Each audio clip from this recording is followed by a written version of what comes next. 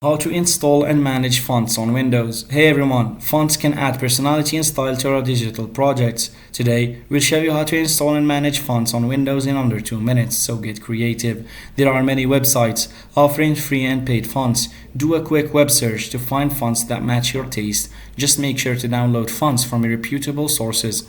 There are 3 ways to install fonts on Windows. Drag and drop. Download your font file, usually a .ttf or .otf file. Open the fonts folder, drag and drop the font file into the fonts folder window, and Windows will handle the installation. Or you can just right click on the downloaded font file and select install from the context menu. Windows will initiate the installation process. Or you can open settings, search for fonts, and open the fonts menu. Click add fonts to the top and select the font type you want to install and click open. Once you install the font, it should become available in any program that allows you to change fonts.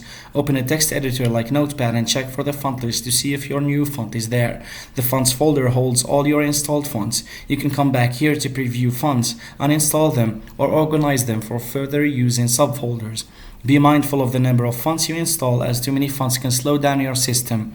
With these quick steps, you can add new fonts to your Windows system and personalize your digital creations. Thanks for watching, and don't forget to like and subscribe for more creative tech tips.